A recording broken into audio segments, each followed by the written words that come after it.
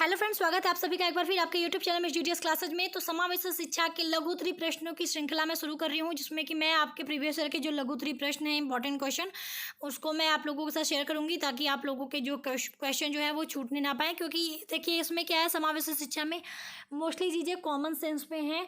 हाँ, लघु उत्तरीय जो है उसमें कुछ जो है स्पेसिफिक चीज़ें होती हैं, इसलिए उसका आंसर देना आपको ज़रूरी है। तो चलिए स्टार्ट करते हैं ये वीडियो। आई होप कि ये वीडियो आपको भी पसंद आएगी। तो वीडियो अगर पसंद आएगी तो वीडियो को लाइक, शेयर, चैनल को सब्सक्राइब जरूर कर दीजिएगा।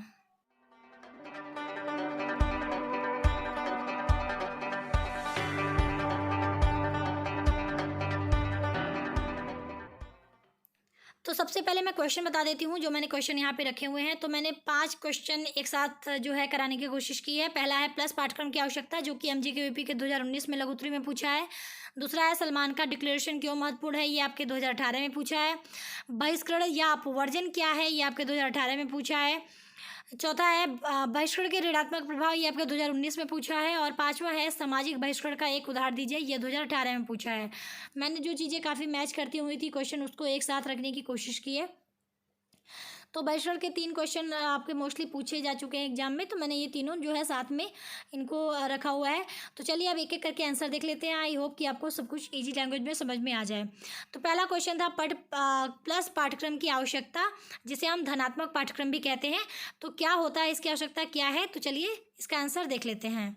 तो आप हेडिंग डालेंगे प्लस पाठ्यक्रम की आवश्यकता। तो पहले प्लस पाठ्यक्रम है क्या वो बता दीजिएगा, तो अपने आप उसकी आवश्यकता आप समझ जाएंगे।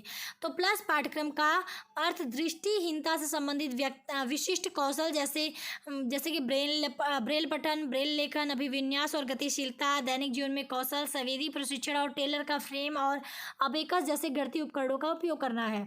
यानी जो प्लस पाठ्यक्रम की आवश्यकता के अंतर्गत हम ये कह सकते हैं कि जो दृष्टिहीन से रिलेटेड लोग हैं, यानी जिन्हें दृष्टिहीनता की प्रॉब्लम है, ऐसे लोगों के लिए जब हम कुछ सुविधाएं उपलब्ध कराते हैं, जिनके माध्यम से वो बहुत अच्छे से सारी चीज़ों को समझ सकें, जान सकें, और ये सारे जो उपकरण हमने बताया, ये सभी क्या हैं, ये प्लस पाठ्यक्रम के ही अंतर्गत आते हैं।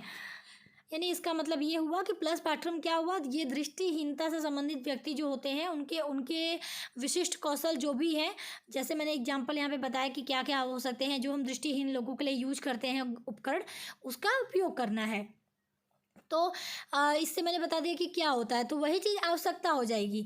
तो आवश्यकता हम लिखेंगे क्या कि प्लस पाठ्यक्रम दृष्टि बाधित या दृष्टिहीन बालकों हेतु आवश्यक होता है, क्योंकि जब प्लस पाठ्यक्रम यानी धनात्मक पाठ्यक्रम का उपयोग दृष्टि बाधित या दृष्टिहीन बालकों हेतु किया जाता है, तो उन्हें सीखने में सहायता मिलती है और उनके लिए सुविधाजनक होता है। वही चीज़ कि बहुत अच्छे से वो क्या होता है, उनकी मदद से सीख जाते हैं, बहुत सुविधाजनक जो है उनके लिए होता है सब कुछ चीज़ों को सीखना। तो यही क्या है, प्लस पाठ्यक्रम की आवश्यकता है। तो बहुत इजी है, 2 नंबर का क्वेश्चन आता है, तो बहुत ज़्यादा आपको डिटेल में भी बहुत नहीं लिखना है, तो इतना ही आप लिख देंगे, बहुत इनफ है। तो चलिए आप सेकंड क्वेश्चन भी देख लेते हैं। सेकंड क्वेश्चन हमारा है सलमान का डिक्लेरेशन क्यों महत्वपूर्ण है। तो हम पहले सलमान का डिक्लेरेशन के बारे में थोड़ा सा बता दे रहे हैं, इसी में सब कुछ आपका हो जाएगा कि क्यों इम्पोर्टेंट है ये। तो लिखेंगे कि जून 1994 में सलमान का स्पेन में वहाँ की सरकार और यूनेस्को ने मिलकर समावेशी शिक्षा को बढ़ावा देने, बुनियादी शिक्षा की नीतियों में बदलाव करने पर विचार 2 बार हो गया है, विचार किया, ताकि स्कूल के सभी बच्चों को शिक्षा मिल सके, विशेषकर विशेष आवश्यकता वाले बच्चों को। यानी सलमान का क्या है, ये पहले तो यूनेस्को और जो स्पेन सरकार है, उन दोनों ने मिल के जो है समावेशी शिक्षा, जिसके अंतर्गत विशिष्ट और सामान्य बालक होते हैं, वैसी शिक्षा को बढ़ावा देने के लिए और बुनियादी शिक्षा की जो नीति है उसमें बदलाव करने पर हम जो है विचार किया। इससे क्या होगा कि इससे ये चीज़ हुआ कि जो स्कूल के जो बच्चे हैं, सभी बच्चों को क्या है, शिक्षा मिल सके। स्पेशली इसमें फोकस किस पर किया गया था, विशेष आवश्यकता वाले बच्चों को, क्योंकि ये समावेशी शिक्षा को बढ़ावा देता है। तो विशेष आवश्यकता और सामान्य बालक दोनों जो है, सभी बच्चों को जो शिक्षा मिले, लेकिन विशेष आवश्यकता वाले बच्चों को स्पेशली इन्होंने ज़्यादा ध्यान में रख के ये चीज़ कहा था। तो आगे है कि ये दस्तावेज स्कूलों को बेहतर काम करने और सभी के लिए शिक्षा के सिद्धांतों को पूरा करने के प्रयासों के लिए महत्वपूर्ण उपकरण है। यानी जो सलमान का डिक्लेरेशन का दस्तावेज है, उसका जो उद्देश्य कहीं ना कहीं ये है कि स्कूल में जो भी काम हो वो बेहतर तरीके से हो, और जो शिक्षा के सिद्धांत हैं कि सभी बच्चों तक शिक्षा की पहुंच हो, सभी बच्चे शिक्षा ले सकें, हर जो है वर्ग के बनी आपके जो विशेषकर मैंने कहा कि हर वर्ग का मतलब जैसे विशेष आवश्यकता वाले और समान सभी तक जो है शिक्षा पहुंच सके, इसको जो ये शिक्षा के जो सिद्धांत हैं इनको पूरा करने के लिए कहीं ना कहीं ये एक बहुत ही इम्पोर्टेंट उपकरण है। आगे लिखेंगे कि सलमान का स्टेटमेंट विशेष शिक्षा के क्षेत्र में एक महत्वपूर्ण अंतर्राष्ट्रीय दस्तावेज के रूप में आई, जो विशेष बच्चों की शिक्षा की रूपरेखा तैयार करने और समावेशी शिक्षा पर विचार करती है। यह दस्तावेज कहता है कि प्रत्येक बच्चे के पास शिक्षा का अधिकार है, क्योंकि प्रत्येक बच्चे में अद्वितीय क्षमताएं, विशेषताएं और रुचियां होती हैं। अतः इनकी विशेषताओं को ध्यान में रखते हुए विशेष शिक्षा को विद्यालयों में प्रदान करनी चाहिए। यानी वही चीज़ जैसे मैंने कहा कि इन्होंने विशेष शिक्षा पर ज़्यादा जोर दिया है। ये एक कहीं ना कहीं तो अंतर्राष्ट्रीय दस्तावेज हुआ ही, क्योंकि यूनेस्को और स्पेन सरकार की जो है ना मिली भगत से ये दस्तावेज तैयार हुआ था, ये स्टेटमेंट जारी हुआ था।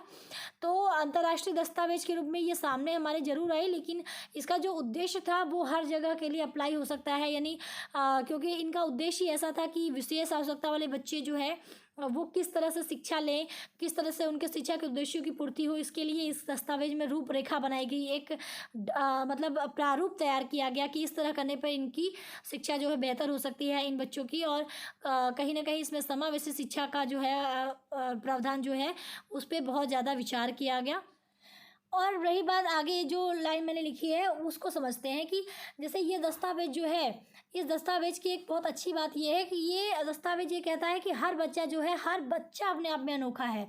मतलब इनका कहना है कि हर बच्चे में कुछ ना कुछ जो है क्षमताएं होती हैं, विशेषताएं होती हैं, सबकी रुचियां अलग अलग होती हैं। यानी हर बच्चा अपने आप में क्या है, अद्वितीय है, अनोखा है, और सभी बच्चे को शिक्षा पाने का अधिकार है। यानी प्रत्येक बच्चा ऐसा है जिसको शिक्षा पाने का अधिकार है, कोई ऐसा बच्चा नहीं है जिसे शिक्षा से वंचित रहना चाहिए, ये दस्तावेज ये कहता है।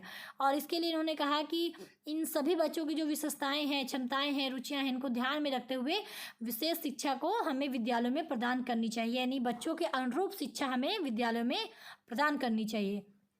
तो ये महत्वता को बताता है कि अतः हम आगे लिख सकते हैं कि उपयुक्त कथनों से यह स्पष्ट है कि समावेशी शिक्षा के क्षेत्र में सलमान का डिक्लेरेशन यानी सलमान का वक्तव्य बहुत महत्वपूर्ण है। तो आपने समझ लिया कि महत्वता क्या है इसकी। तो यही क्वेश्चन आपसे पूछा था, तो इतना आई थिंक बहुत इनफ है, इससे ज़्यादा लिखने की ज़रूरत नहीं है आपको 2 नंबर में। तो चलिए अब हम थर्ड क्वेश्चन की तरफ चल लेते हैं। तो ध्यान दीजिएगा, थर्ड क्वेश्चन, फोर्थ क्वेश्चन और फिफ्थ क्वेश्चन को मैं तीनों को कंबाइंड करके एक साथ ही लिख रही हूँ, ताकि आपको जो है बहिष्करण यानी अपवर्जन जो है ये टॉपिक अच्छे से क्लियर हो सके। अगर केवल बहिष्करण क्या है तब भी आप इसके बारे में डिटेल में बता सके। अगर आपसे पूछता है बहिष्करण के बारे में थोड़ा विस्तार पूर्वक बताइए, तब भी आप सब कुछ एक साथ लिख सकते हैं। तो यहाँ पे मैंने जो है तीनों क्वेश्चन को कंबाइन करके लिखा है। तो क्वेश्चन जैसे बहिष्करण क्या है, बहिष्करण के ऋणात्मक प्रभाव बताएं और सामाजिक बहिष्करण का एक उदाहरण बताएं। तीनों क्वेश्चन मैंने यहाँ पे लिखा हुआ है, अब तीनों को साथ में लिखते हैं। तो पहले हम बहिष्करण या अपवर्जन क्या होता है वो जानेंगे। तो अपवर्जन का शाब्दिक अर्थ है त्यागना, यानी किसी चीज़ को हम त्याग दिए, मुक्त कर दिए। तो जब हम किसी चीज़ को त्याग दिए, अगर हम ये बच्चों की रिस्पेक्ट भी कहें तो किसी बच्चे को हमने त्याग दिया, शिक्षा से वंचित कर दिया, भले उसके अंदर लाख खूबियाँ हो, तो वो वही क्या आ जाता है, ये अपवर्जन।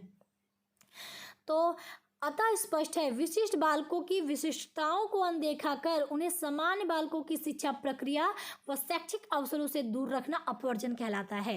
यानी अगर कोई बच्चा है, अगर जैसे मैंने कहा 10 बच्चे हैं, उसमें एक बच्चा ऐसा है जिसके अंदर बहुत जो है खूबियाँ हैं, बहुत अच्छाइयाँ हैं, विशेषताएं हैं, लेकिन उस बच्चे को हमने जो समान बालक थे उनकी जो शिक्षा प्रक्रिया है या उन्हें जो शिक्षा में समानता का अवसर मिल रहा है वो हमने उस बच्चे को नहीं दिया, यानी उस बच्चे को हमने उससे दूर कर दिया, उसे उस शिक्षा प्रक्रिया से ही दूर कर दिया जो बाकी लोग ले रहे हैं। तो वो जो प्रक्रिया है यही क्या हो जाती है, अपवर्जन। तो विशिष्ट बालकों की विशिष्टताओं को हमने अनदेखा करके उन्हें समान बालकों की जो भी शिक्षा प्रक्रिया है और शैक्षिक अवसर जो है उससे अगर हमने दूर कर दिया उस बच्चे को, तो वही हो जाता है अपवर्जन। समझ में आ गया? अर्थात अपवर्जन का अर्थ क्या हो जाएगा शॉर्ट फॉर्म में, कि शैक्षिक अवसर का सभी बच्चों के मध्य असमान विवरण होना, यानी सभी बच्चों को समानता का अधिकार नहीं मिलना। जो अवसर जो है समान रूप से शैक्षिक समानता का, उन्हें शैक्षिक अवसरों की जो समानता है, सभी बच्चों को समान शिक्षा में अवसर मिलना चाहिए, ये जो कॉन्सेप्ट है, इससे क्या है, इसके मध्य में असमान, मतलब एक तरह से जो अगर हम डिवाइड करें तो वो असमानता है, यानी एक बच्चों को हमने दूर कर दिया बाकी के बच्चों से, उसे शिक्षा नहीं लेने दिया, तो ये जो क्या हो जाएगा, ये अपवर्जन हो जाएगा। तो आगे हम लिखेंगे अपवर्जन को एक ऐसी अनैतिक क्रिया का दर्जा दिया जा सकता है जो विशिष्ट आवश्यकताओं वाले बच्चों को केवल शारीरिक या मानसिक रूप से ही नहीं बल्कि मनोवैज्ञानिक रूप से भी छेड़ कर देना है। यानी अगर हम सही से देखें, अगर हमने 10 बच्चों में से एक बच्चे को निकाल दिया तो पहले तो वो शारीरिक रूप से, मानसिक रूप से मतलब कमज़ोर तो हो ही गया। मतलब उसे अगर शिक्षा नहीं मिल सकी तो पहले तो उसका अगर नॉलेज नहीं होगा तो मानसिक रूप से तो वैसे ही कमज़ोर हो जाएगा, और मानसिक रूप से कमज़ोर है तो उसका असर उसकी बॉडी पे ज़रूर पड़ता है। शारीरिक रूप से भी कहीं ना कहीं प्रभाव पड़ता ही है। अब शारीरिक और मानसिक रूप से तो प्रभाव पड़ा ही, लेकिन मनोवैज्ञानिक रूप से भी वो बच्चा क्या है, मनोवैज्ञानिक रूप से भी छीड़ हो जाता है, कमज़ोर हो जाता है, यानी टूट जाता है मनोवैज्ञानिक रूप से भी। तो जो अपवर्जन है उसे हम कह सकते हैं क्या है, एक अनैतिक क्रिया है। तो वही चीज़ यहाँ पे बताया गया कि अपवर्जन क्या है, अपवर्जन को हम एक अनैतिक क्रिया का दर्जा दे सकते हैं, क्योंकि इसमें जो है विशिष्ट आवश्यकता वाले जो बच्चे हैं उनको हम वो जो बच्चे हैं वो शारीरिक रूप से, मानसिक रूप से छीड़ तो होते हैं, बल्कि वो मनोवैज्ञानिक रूप से भी छीड़ हो जाते हैं, यानी उनका मनोबल ही टूट जाता है। आगे है कि शिक्षा के संकुचित, कुंठित और दमनात्मक अर्थ को अपवर्जन कहा जा सकता है। अब दमनात्मक या संकुचित या कुंठित का मतलब उस चीज़ को रोक देना, दबा देना, दमन मतलब नष्ट कर देना। तो शिक्षा को अगर हम किसी बच्चे के लिए संकुचित कर दें, लिमिट कर दें, कुंठित कर दें, मतलब रोक दें, दमनात्मक मतलब नष्ट कर दें, अगर शिक्षा उसको ना मिलने दे तो ये जो है शिक्षा के इस अर्थ को हम क्या कहेंगे कि ये अपवर्जन है। तो ये आपने समझ लिया कि अपवर्जन या बहिष्करण क्या होता है। अब हम जान लेते हैं कारण क्या है। देखिए बच्चा क्यों नहीं पढ़ सकता है। पहले तो प्राचीन रूढ़िवादी विचारधाराओं की वजह से कि नहीं हमारे आगे बच्चे नहीं पढ़ते हैं, या हमारे यहाँ लड़के, खासकर स्पेशली लड़कियों के बात करें तो अभी भी बहुत सारे ऐसी कम्युनिटी है जहाँ पर अभी भी लड़कियों को घर से बाहर नहीं निकलने दिया जाता, उन्हें शिक्षा का समान अवसर नहीं मिल पाता है। अगर प्राइमरी तक भेज भी दिया तो उन्हें यह कहा जाता है कि प्राइमरी पढ़ ली, बहुत पढ़ लिया, अब आगे आपको नहीं पढ़ना है, लड़कियाँ इतना पढ़ ली बहुत है। तो ये सारी जो चीज़ें हैं रूढ़िवादी विचारधाराएं, ये भी अपवर्जन का कारण होती हैं। दूसरा है सरकारी नीतियाँ या योजनाओं में कमी। कभी कभी कुछ बच्चे सक्षम नहीं होते, पैसा नहीं होता, इस वजह से नहीं पढ़ पाते। तो जो सरकारी नीतियाँ हैं, क्योंकि सरकारी नीतियों या जो भी योजनाएं हैं उसमें जो है बहुत सारे बच्चों को फ्री में निःशुल्क शिक्षा देने की बात कही गई है। तो ऐसे कई सारी चीज़ें हैं जो नीतियों में अगर कमी हो जाती है, उन योजनाओं में अगर सरकारी योजनाओं में कुछ कमी है तो कमी की वजह से भी उसका असर बच्चों पर पड़ता है कि वो शिक्षा से अवरुद्ध हो जाते हैं, नहीं ले पाते, उन्हें अलग कर दिया जाता है या उनकी शिक्षा प्रक्रिया रुक जाती है। तो एक ये कारण हो गया। तीसरा है साधनों का असमान वितरण इत्यादि। जैसे साधनों के असमान वितरण की एग्जाम्पल के रूप में आप ऐसे समझ लीजिए कि बहुत से बच्चे ऐसे होते हैं बहुत जो दूर से आते हैं, अगर उन्हें साधन नहीं मिल पाया स्कूल आने के लिए तो वो क्या होता है कि स्कूल आना छोड़ देते हैं। तो ये भी अपवर्जन का एक कारण हुआ कि साधनों की जो असमान वितरण है, मतलब लोगों में समान रूप से वितरित नहीं है। कुछ बच्चे के लिए वो साधन उपलब्ध है लेकिन कुछ बच्चे के लिए वो साधन उपलब्ध नहीं है, तो वो उसकी कमी से भी वो विद्यालय आना छोड़ दिया, पढ़ाई लिखाई छोड़ दिया। तो ये भी एक अपवर्जन का कारण बना, भले उस बच्चे के अंदर लाख विशिष्टताएं थी। ठीक है, तो ये हो गया। अगला है बहिष्करण या अपवर्जन के प्रभाव या नकारात्मक प्रभाव। देखिए अपवर्जन का पॉजिटिव प्रभाव तो है नहीं, नकारात्मक प्रभाव ही है। तो अपवर्जन का चाहे प्रभाव आए चाहे नकारात्मक प्रभाव है, आपको यही लिखना है। तो अपवर्जन के नकारात्मक प्रभाव देखिए निम्नलिखित है। पहला है अपवर्जन मनुष्य में हीन भावना तथा कमजोर भावना का विकास होने देता है। जैसे मैंने कहा कि जो है जो बच्चा है या जो मनुष्य है वो उसमें हीन भावना या कमज़ोर भावना का विकास हो जाता है इस तात्पर्य में कि उसका मनोवैज्ञानिक रूप से वो टूट जाता है, शारीरिक रूप से, मानसिक रूप से वो कमज़ोर हो जाता है। तो इससे जो है उसके अंदर हीन भावना उत्पन्न हो जाती है, कमज़ोर, वो अपने आप को बाकियों से कमज़ोर समझता है। तो ये जो कमज़ोर भावना विकास होना, हीन भावना का विकास होना, ये एक बहुत नकारात्मक प्रभाव देखने को मिलता है अपवर्जन में। दूसरा है इसके द्वारा विभिन्न आर्थिक, सांस्कृतिक व सामाजिक अभावों में बढ़ोतरी होती है। जब बच्चा शिक्षा नहीं ले पाएगा, अगर हम शिक्षा से दूर कर दें तो पहले तो वो आर्थिक रूप से कमज़ोर हो पाएगा, और सांस्कृतिक रूप से यानी जब वो शिक्षा नहीं ले पाएगा तो अपनी संस्कृति को बहुत आगे तक नहीं ले जा पाएगा या समझ नहीं पाएगा, उसके बारे में लोगों से कुछ बता नहीं पाएगा। सांस्कृतिक अभाव भी देखने को मिल जाता है। इसके अलावा सामाजिक अभाव भी, अगर बच्चा शिक्षित नहीं है तो वो समाज में अपने आप को अच्छे से ढाल नहीं पाता, लोगों से बात करने में उसे प्रॉब्लम होती है, समाज में अपनी बात रखने में प्रॉब्लम होती है। तो सामाजिक अभाव में भी बढ़ोतरी हो जाती है अपवर्जन से। तीसरा है इसके द्वारा असमानता, गरीबी, भूखमरी व बेरोजगारी को बढ़ावा मिलता है। अगर बच्चा अपवर्जन की वजह से शिक्षा नहीं ले पाया है तो देखिए पहले तो असमानता देखने को मिलती है कि उसे समान रूप से लोग मतलब समानता का अधिकार उसे नहीं मिल पाता है। वो अपने आप को कम आंकता है लोगों से। सिंपल सी बात है कि नॉलेज जो है आपको हमेशा सुपीरियर बनाती है। तो असमानता हो गई। जब वो इस तरह से रहेगा कि शिक्षा नहीं ले पाएगा तो गरीबी भी उसे देखने को मिलेगी, क्योंकि वो शिक्षित नहीं है तो अपने आप को बहुत ज़्यादा डेवलप नहीं कर पाएगा, गरीबी का शिकार हो पाएगा। जब गरीबी का शिकार होगा तो भूखमरी अपने आप बढ़ेगी, यानी वो खाने के लिए तरस जाएगा। और बेरोजगारी को भी बढ़ावा मिलेगा। शिक्षित नहीं है तो लोग उसे नौकरी नहीं देंगे, बेरोजगार हो जाएगा वो। तो ये सब भी हमें, इसका बढ़ावा भी हमें देखने को मिलता है अपॉर्जन की वजह से।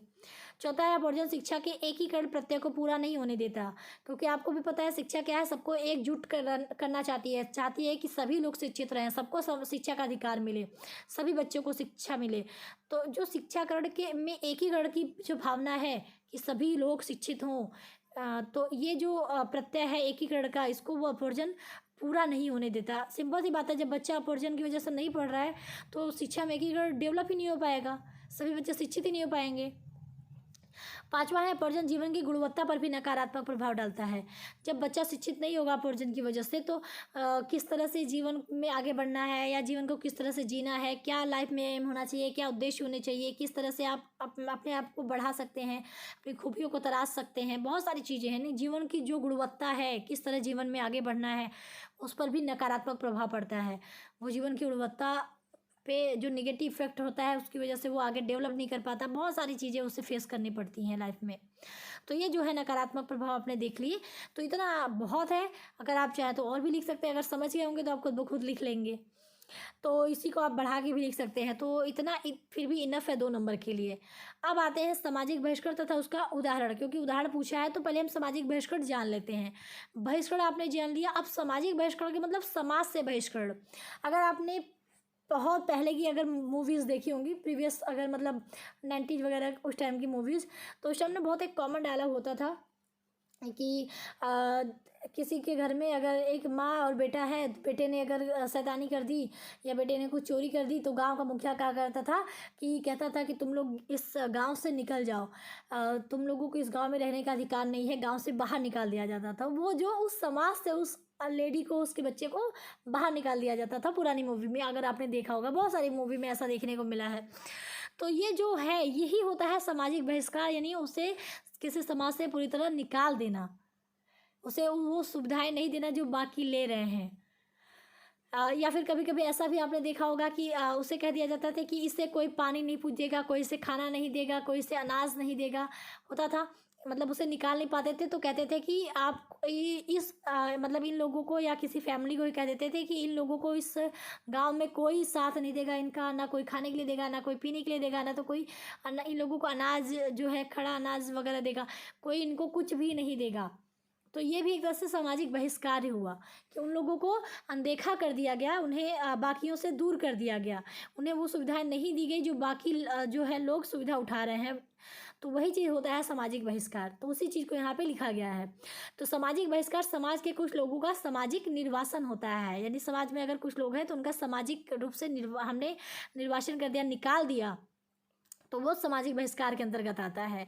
विस्तृत रूप में अगर हम समझें तो सामाजिक बहिष्कार एक ऐसी प्रक्रिया है जिसके माध्यम से व्यक्तियों या समूहों को उन सुविधाओं, लाभों और अवसरों से बाहर रखा जाता है जिनका अन्य लोग आनंद लेते हैं। जैसे मैंने कहा कि इन लोगों को कोई नहीं पूछेगा, किसी चीज़ की सहायता नहीं देगा, तो वही चीज़ है कि ऐसी प्रक्रिया होती है सामाजिक बहिष्करण की, जो व्यक्ति है या कोई समूह होगा, चाहे किसी व्यक्ति को चाहे किसी समूह को, वो सुविधाएं या लाभ या अवसर नहीं मतलब उस अवसरों से बाहर रखा जाएगा जिसका कि बाकी लोग लाभ उठा रहे हैं।